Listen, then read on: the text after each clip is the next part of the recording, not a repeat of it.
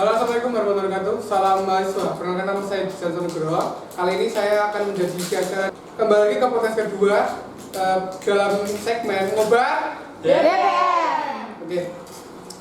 Kali ini kita kedatangan mbak-mbak cantik nih dari Ketua UKM dari Mapala, LPM dan DPM. Nah, kita akan ngobrolin sesuatu yang unik dan asik, yaitu tentang KKM, kenalan warga mahasiswa. Mungkin bisa langsung dilanjut aja, kita mulai. Oke, kali ini kita ada dengan tamu nih, mbak-mbak dari LPM dan DPM, mbak-mbak cantiknya. Oke, mungkin bisa kenalan dulu dari DPM dan LPM, mungkin silakan mbak. Perkenalkan, nama saya Rizka Damayanti. Saya di sini menjabat sebagai Ketua DPM periode 2020-2021. Perkenalkan, nama saya Ayu Sundari. Saya di sini sebagai pimpinan umum lembaga mahasiswa seperti ini. Oke, berarti kalian udah kenalan dong sama mbak-mbak ini. Mungkin kalau ada yang minta nomornya bisa jawab sendiri. Oke, kita lanjut ke berikutnya. Jadi gini, mungkin netizen atau semua orang yang lihat ini kan pasti akan bertanya-tanya nih, LPM, organisasi LPM dan organisasi DPM itu sebenarnya apa sih fungsinya? Tugasnya seperti apa? Nah, mungkin bisa dijelaskan tugasnya secara umum itu seperti apa sih LPM dan DPM itu? Mungkin silakan, Rizka. Dari saya dulu ya. Jadi DPM itu Dewan Perwakilan Mahasiswa, yang mana itu lembaga tinggi legislatif di KM SIAAN di Jakarta. Terus yang mana itu kegiatannya itu menyelenggarakan sidang-sidang, bisa sidang pleno, terus juga sidang umum. Selain itu juga melantik pengurus dari UKM yang ada di SIAAN. Kalau dari LPM sendiri ini sebagai lembaga pers mahasiswa, di mana kita menyikapi, mengkritisi ya, apa aja isu-isu yang ada di dalam kampus itu sendiri, baik di organisasi lain, makalah, DPM ataupun BEM gitu. Jadi kita di sini tuh sebagai lembaga yang independen ya juga. Jadi kita menyajikan juga berita-berita atau isu kampus dari yang sedang berjalan maupun yang akan berjalan. Oke, berarti dapat poinnya ya. Kalau LPM itu dia lebih ke jurnalistik dan dia punya tugas untuk mengkritisi apa yang terjadi di suatu organisasi. Ada DPM, DPM, BEM dan sebagainya. Nah, kalau yang DPM dia yang mengurusi sebagai pilar aspirasi apapun itu kayak rapat dan sebagainya, itu poinnya. Oke, mungkin bisa selanjutnya. Nah, di organisasi kalian kan pasti ada struktur nih. Nah, mungkin bisa jelasin strukturnya seperti apa, ada divisi apa aja, nah itu fungsinya mau terperinci atau gimana, mungkin bisa jelaskan.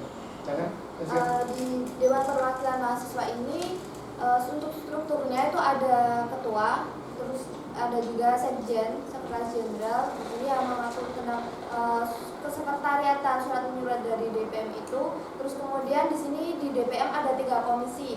Itu yang komisi 1 bidang pengembangan organisasi dan anggota, yang mana itu terkait kegiatannya ya, program kerjanya itu menghadiri rapat pleno dari UKM, terus selain itu juga menampung aspirasi. Di komisi 2 itu bidang administrasi dan anggaran, yang mana itu kegiatannya mengoreksi proposal dan juga laporan pertanggungjawaban dari program kerja yang diajukan oleh UKM.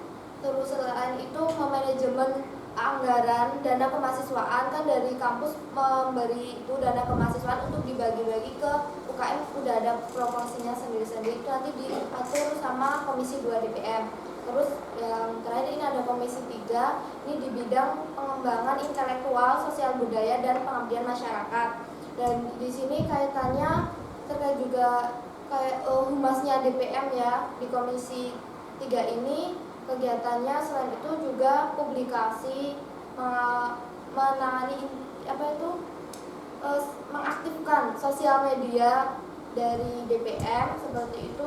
Oke, jadi poinnya dia organisasi DPM ini punya struktur nih dari setiap komisi. Nah, komisinya itu dia berdasarkan dengan apa yang terjadi di masyarakat kampus. Jadi organisasi kan dibawahi oleh DPM. Jadi komisi 1, 2, 3 ini dia punya tugasnya masing-masing untuk mensinergikan atau mengumpulkan suatu organisasi di kampus ini. Mungkin poinnya seperti itu, Mbak Rizka ya?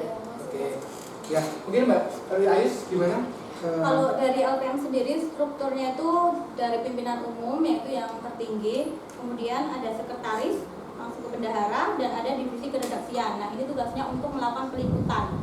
Lalu ada divisi jaringan kerja, dan ini untuk bekerja sama gitu ke LPM luar, contohnya LPM Poros atau dari UNY atau dari PPMI juga ada. PPMI itu kemarin kebetulan saya juga pernah ikut sekali, dan itu adalah kumpulan dari LPM se-DIY Yogyakarta gitu. Terus ada juga divisi perusahaan. Nah, ini gunanya untuk mencari dana usaha juga gitu. Oke, jadi kalian udah tahu nih apa aja yang ada di LPM dan di DPM itu komisi apanya, gimana tugasnya, terus ada departemennya, divisinya. Nah, kalian mungkin bakal tahu lebih dalam. Kalau kalian bisa tanya sendiri kalau mau tanya lebih dalam semuanya. Oke, selanjutnya mungkin program. Jadi kan organisasi pasti punya program dong. Nah, di organisasi kalian tuh di LPM sama DPM itu programnya apa aja sih? Jadi program kerja di DPM itu menyelenggarakan sidang-sidang pleno dengan UKM, dan itu sudah terlaksana, dan di bulan ini terjadwal untuk sidang pleno yang ketiga sudah diagendakan. Terus kemudian untuk program kerja dari DPM ini di bidang legislasi itu menyusun program kerjanya, menyusun ketetapan DPM, dan itu sudah diuji tahap 1, untuk selanjutnya juga akan diuji untuk di tahap yang kedua. Terus ini juga alhamdulillah sudah terlaksana. Untuk program kerja yang terbaru ini podcast DPM, yang mana itu sudah terlaksana untuk podcast DPM yang pertama, dan ini salah satunya podcast DPM yang kedua ini sebagai program kerja dari DPM di periode. Kalau dari program kerja LPM sendiri yang sudah terlaksana itu yang pertama ada PJTD, itu pelatihan jurnalistik tingkat dasar. Nah, di situ kita akan diberikan ilmu bagaimana untuk menjadi jurnalis, itu baru tingkat dasarnya aja. Nanti akan dipelajari tentang elemen-elemen jurnalistik yang baik dan benar gitu. Nah, untuk selanjutnya itu ada PJTL, pelatihan jurnalistik tingkat lanjut. Nah, di situ nanti lebih diasah lagi kemampuannya bagaimana untuk menjadi jurnalistik yang sesungguhnya. Karena di situ nanti kita sudah tahu nih, misal kita mau menulis puisi kah, nanti bumbu-bumbunya itu apa aja gitu ya untuk menulis puisi gitu, dan mau menulis berita kan pasti beda tiap tulisan itu. Terus yang terakhir kemarin yang sudah berjalan itu mading. Oke, berarti programnya udah jelas ya, apa aja programnya dan udah berjalan, dan saya dapat poinnya di sini. Jadi kan si LPM ini dia punya fokus landasan sebagai jurnalis, jadi dia punya tugas untuk ngasih pendidikan jurnalis kepada anggotanya. Dan kalau DPM kan dia punya fokus atau landasan yang sebagai penaung dari UKM, makanya dia punya sidang-sidang untuk menjelaskan apa kendalanya, apa masalahnya, dan apa program yang perlu dilaksanakan. Oke, jadi kan sekarang kan pandemi nih. Nah, kalian dalam menjalankan program kan, kalau pandemi kan nggak bisa secara maksimal, ya maksudnya bisa maksimal, tapi kan perlu ada inovasi. Nah, dari organisasi kalian ada inovasi apa aja dari adanya pandemi ini untuk mengatasinya? Mbak Isle. Kalau dari kami sendiri sih emang karena di pandemi jadi mengurangi banget ya untuk aktivitas di luar gitu. Jadi kami menyelenggarakan rapat juga sebisa mungkin online gitu. Baru nanti kalau misal ada kendala yang bisa dibicarakan secara online baru melalui offline atau bertemu langsung, dan itu pun juga kita melalui protokol kesehatan, tetap pakai masker, jaga jarak gitu. Kalau dari proker sendiri sejauh ini alhamdulillah lancar, karena dari proker kami juga belum mengumpulkan massa yang banyak juga. Jadi poinnya harus beralih metodenya ya. Jadi kan dari dulu awalnya kita ketemu, terus kita ngasih tahu programnya gimana, terus kita karena ada pandemi ini terus akhirnya ke online supaya menggunakan teknologi juga kan, maksudnya kita lebih paham teknologi juga. Mungkin dari DPM gimana? Kalau dari DPM itu ya memang kendala pandemi ini untuk mengumpulkan teman-teman untuk dalam merancang ini sih, buat persiapan untuk sidang-sidangnya itu. Terus dalam penyelenggaraannya pun juga kita terbatas oleh fasilitas dan jumlah yang menghadiri dalam itu. Jadi ya kendalanya dalam itu sih fasilitas, dan juga selain itu pembatasan dari jumlah yang bisa menghadiri sidang itu. Nah, terus kalau kayak gitu kan masnya ada batasan nih. Nah, terus cara DPM mengatasinya seperti apa? Jadi kalau di DPM itu di situasi pandemi ini ya terkendala ya dalam penyelenggaraan itu program kerjanya seperti sidang yang seharusnya itu bisa dilakukan secara offline dan itu lebih komunikatif, dan itu makanya dalam sidang itu ada pembatasan juga, mengingat juga kebijakan dari kampus kita mengikuti sesuai dengan aturan. Pembatasan yang menghadiri itu juga lewat perwakilan dari pengurus inti dari UKM itu. Terus kemudian kan kita dari DPM itu juga sebenarnya ada dari tahun-tahun sebelumnya pun juga ada penyelenggaraan program kerja yang offline, seperti nanti bisa bakti kampus, bisa kolaborasi dengan UKM yang lain dalam menyelenggarakan program. Tapi karena situasi pandemi ini, dari DPM ini berinisiasi untuk menyelenggarakan program kerja, yaitu podcast DPM ini. Dan ini podcast DPM-nya bertujuan untuk itu mengenalkan dari apa sih UKM yang ada di STIA ini juga, terus kemudian juga bisa mengenalkan organisasi-organisasi yang ada di kampus ini, juga bisa memperkenalkan kampus STIA melalui podcast yang kami selenggarakan ini, mengingat kondisi juga pandemi.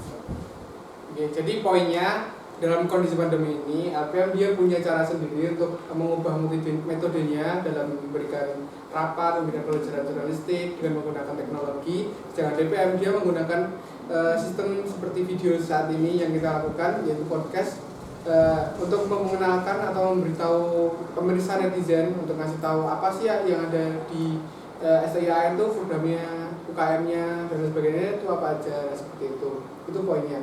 Oke. Selanjutnya, kan ini udah berjalan nih beberapa bulan. Nah, untuk program kedepannya dari LPM dan DPM apa ya? Kalau dari DPM ini melanjutkan proker yang podcast itu kan penyelenggaranya setiap 3 bulan sekali. Nah, itu ini udah berjalan 2 kali. Nah, kedepannya kita akan melanjutkan podcast yang ketiga dan podcast yang keempat, seperti itu. Untuk lebih memperkenalkan, nanti bisa juga ini kan udah perkenalan dari UKM, dari DPM, bisa juga memperkenalkan kampus ataupun kita mengangkat isu-isu yang sedang terjadi. Jadi baik, benar? Kalau dari LPM sendiri, proker yang akan berjalan dalam waktu dekat ini sebenarnya kunjungan redaksi, dan kita sedang menentukan untuk tanggalnya serta tempatnya. Kalau kemarin sih ada beberapa opsi, tinggal kita rapatnya aja sih. Terus habis kunjungan redaksi ini juga ada buletin. Nanti buletin itu akan dibagikan ke beberapa UKM di sini. Jadi buletin dari kita. Terus ada lagi yang terakhir, kita tuh ada rencana untuk buat proker seminar gitu. Tapi lihat kondisi juga nanti ke depannya. Mungkin bisa diganti webinar juga ya. Kan metodenya harus online kan, karena pandemi seperti ini. Oke.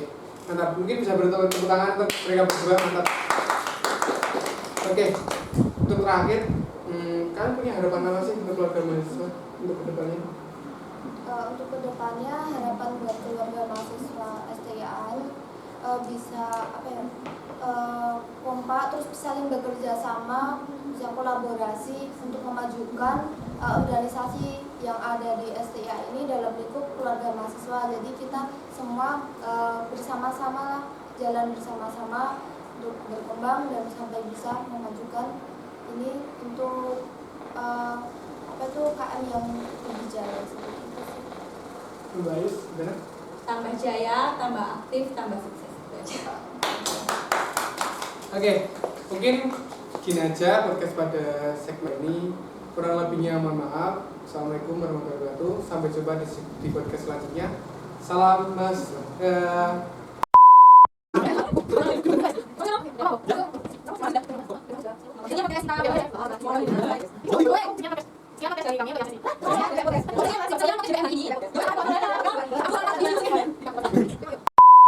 Sekian podcast kedua dari kita. Sampai jumpa di podcast selanjutnya. Bye bye.